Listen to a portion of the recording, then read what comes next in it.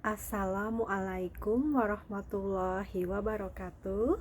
Om Swastiastu, Namo Buddhaya, salam kebajikan dan salam sejahtera bagi kita semua. Perkenalkan, saya Citra Novita, mahasiswi Universitas Siber Asia dengan NIM 2505010100052, Prodi Komunikasi PJJ kelas KM 102. Pada kesempatan ini, saya akan memaparkan ilmu komunikasi dengan tema kontribusi komunikasi nonverbal terhadap keberhasilan komunikasi. Video ini untuk memenuhi UTS mata kuliah pengantar komunikasi digital di Universitas Siber Asia dengan dosen pengampu pada kelas ini, Ibu Rosana SS MIKOM AMIPR CPS. Pertama-tama, saya akan menjelaskan pengertian dari komunikasi. Kata atau istilah komunikasi dari bahasa Inggris communication. Secara etimologis atau menurut katanya adalah dari bahasa Latin communicatus. Dan perkataan ini bersumber pada kata komunis. Dalam kata komunis ini memiliki makna berbagi atau menjadi milik bersama, yaitu suatu usaha yang memiliki tujuan untuk kebersamaan atau kesamaan makna. Komunikasi adalah sebuah proses. Ulasan tentang proses komunikasi atau communication process melibatkan pembahasan unsur-unsur, elemen, komponen, dan alur komunikasi. Komunikasi merupakan penyampaian atau transmisi pesan message dari komunikator atau pengirim sender kepada komunikan atau penerima receiver dengan cara yang dapat dimengerti. Komunikasi melibatkan what and how, apa yang disampaikan atau bagaimana cara menyampaikannya. Cara penyampaian seringkali merupakan penentu efektivitas komunikasi. Proses komunikasi adalah panduan untuk mewujudkan komunikasi yang efektif. Melalui proses komunikasi itulah pembagian makna bersama antara pengirim dan penerima terjadi. Komunikasi dapat dipahami sebagai proses penyampaian pesan dari seseorang kepada orang lain dengan tujuan agar terjadi pemahaman yang sama. Jadi, komunikasi tidak hanya sekedar berbicara atau menyampaikan informasi, tetapi juga melibatkan pemaknaan, konteks, serta respon dari pihak penerima. Dalam komunikasi, ada beberapa unsur penting seperti komunikator, pesan, media atau saluran, komunikan, dan efek, serta gangguan atau noise yang dapat memengaruhi keberhasilan komunikasi. Selain itu, komunikasi bersifat dinamis karena selalu melibatkan interaksi. Artinya, ketika seseorang menyampaikan pesan, pihak lain akan memberikan respon yang kemudian memengaruhi pesan berikutnya. Proses ini terjadi terus-menerus dan tidak pernah benar-benar satu arah. Seperti pada model Lasswell. Model Lasswell ini menjelaskan komunikasi dengan rumus sederhana, yaitu who atau siapa atau komunikator, say what adalah pesan, in which channel, media atau saluran apa, to whom atau komunikan, with what effect atau dampak. Contoh sederhananya, Saat guru menjelaskan materi di kelas, guru adalah komunikator yang menyampaikan pesan. Pesan tersebut bisa berupa kata-kata, tulisan di papan, juga gestur tangan. Siswa merupakan komunikan yang menerima pesan tersebut, lalu memberikan respon seperti mengangguk atau bertanya. Respon itulah yang menandakan bahwa terjadi interaksi dan pemahaman. Contoh ini menunjukkan bahwa komunikasi berlangsung secara aktif dan melibatkan banyak unsur, tidak hanya sekadar penyampaian kata. Kemudian, dalam pesan komunikasi itu ada verbal dan nonverbal. Di sini saya akan memaparkan pengertian pesan nonverbal. Komunikasi nonverbal, istilah nonverbal biasanya digunakan untuk melukiskan semua peristiwa komunikasi di luar kata-kata terucap dan tertulis. Secara teoritis, komunikasi nonverbal dan komunikasi verbal dapat dipisahkan. Namun, dalam kenyataannya, kedua jenis komunikasi ini saling jalin-menjalin, saling melengkapi dalam komunikasi yang kita lakukan sehari-hari.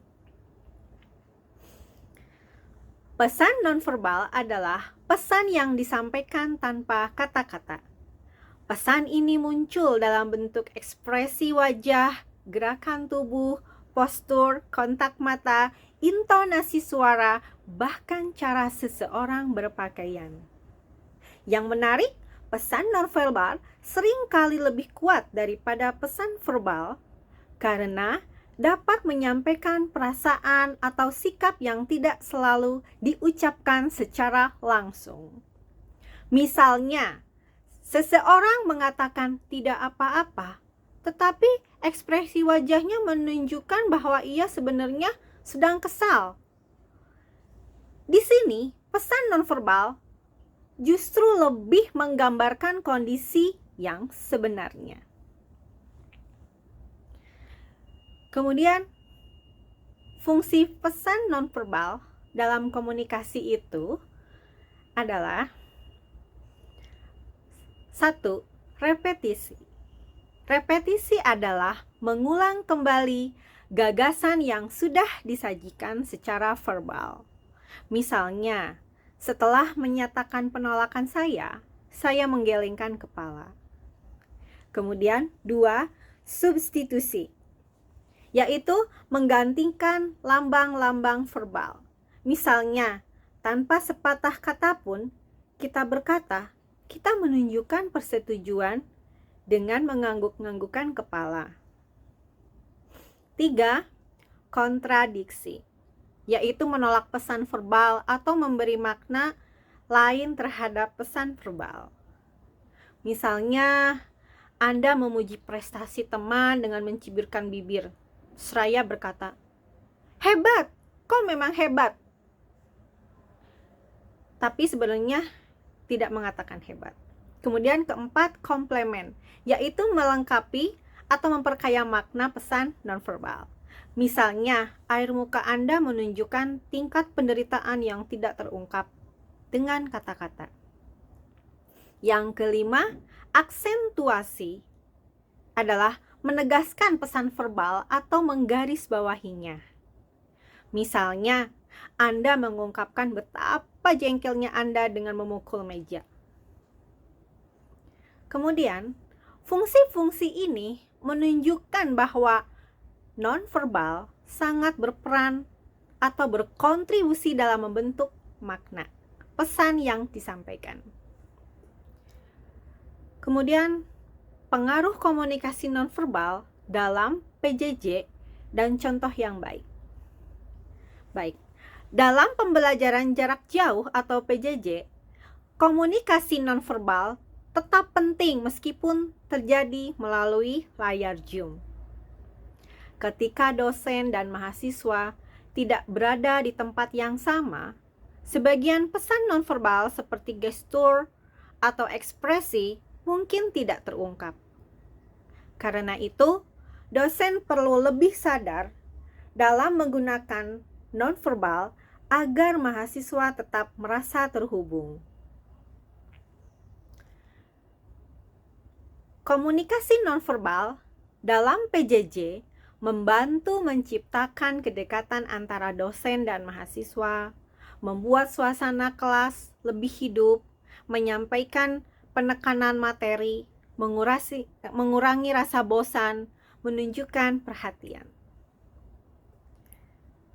Selain itu, contoh nonverbal yang baik dalam pembelajaran jarak jauh atau PJJ, seperti dosen menjaga ekspresi wajah yang ramah dan tidak datar, menggunakan intonasi suara yang bervariasi, melihat kamera sesekali agar mahasiswa merasa diperhatikan, kemudian mengangguk untuk memberi dukungan, menggunakan gerakan tangan yang sederhana dan tidak berlebihan.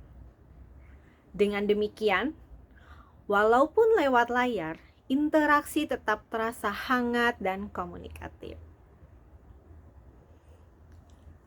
Komunikasi yang baik dan efektif. Apa yang dimaksud dengan komunikasi yang baik dan efektif? Komunikasi yang berhasil dan efektif dalam suatu organisasi bermula dari pelaksanaan proses komunikasi itu sendiri. Semua anggota dalam suatu organisasi akan meningkatkan keterampilan komunikasi mereka jika mereka mengikuti proses komunikasi dan menjauh dari hambatan yang berbeda. Terbukti bahwa individu yang memahami proses komunikasi akan berkembang menjadi komunikator yang lebih baik, dan komunikator yang efektif memiliki peluang lebih besar untuk menjadi sukses. Komunikasi yang baik dan efektif adalah komunikasi yang dapat menyampaikan pesan dengan jelas dan dapat dipahami sesuai maksud pengirim. Dalam komunikasi efektif, tidak terjadi salah tafsir dan respon yang muncul sesuai dengan tujuan. Ciri komunikasi efektif antara lain seperti pesan jelas dan runtut, bahasa mudah dipahami, penyampaian sesuai konteks penerima, kemudian merespon dengan tepat, tujuan tercapai. Komunikasi seperti ini penting karena dapat mengurangi kesalahpahaman dan memperlancar interaksi.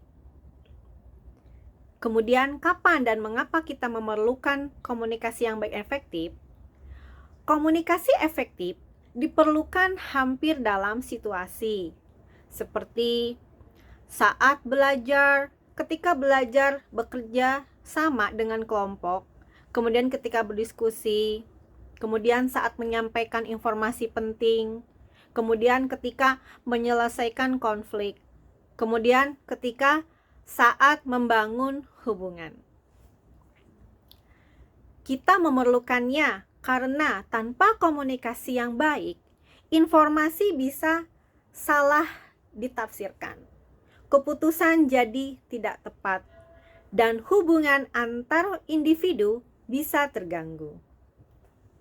Kemudian, tantangan terbesar dalam komunikasi efektif adalah dalam praktiknya, komunikasi yang efektif tidak selalu mudah. Ada beberapa tantangan yang sering muncul. Seperti 1, perbedaan persepsi. Karena setiap orang punya cara pandang berbeda. Yang kedua, noise atau gangguan. Seperti bisa berupa suara, teknis, atau kondisi emosi atau psikologis. Ketiga, kurangnya kemampuan komunikasi. ada yang kesulitan menyusun pesan atau mendengarkan. Yang keempat, emosi yang tidak stabil seperti marah, takut, atau gugup dapat menghambat pemahaman. Yang kelima, perbedaan budaya dan latar belakang. Hal yang dianggap sopan di satu kelompok belum tentu sama di kelompok lain. Tantangan-tantangan ini menjelaskan bahwa komunikasi membutuhkan kesadaran, keterampilan, dan latihan terus-menerus.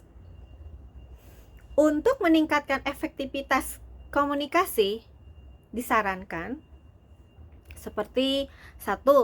Mengembangkan keterampilan mendengarkan secara aktif dan empati. Kemudian yang kedua, meningkatkan kesadaran akan pesan nonverbal yang disampaikan, baik sebagai pengirim maupun penerima, khususnya dalam konteks komunikasi daring. Yang ketiga, selalu berusaha untuk menyampaikan pesan dengan jelas, singkat, dan sesuai dengan konteks serta audiens. Yang keempat, memeriksa pemahaman atau feedback untuk memastikan kesamaan makna telah tercapai, sehingga dapat meminimalisasi potensi kesalahpahaman. Sekian pemaparan dari saya. Wassalamualaikum warahmatullahi wabarakatuh. Salam, Om Santi, Santi, Santi Om, Namo Buddhaya, dan salam kebajikan.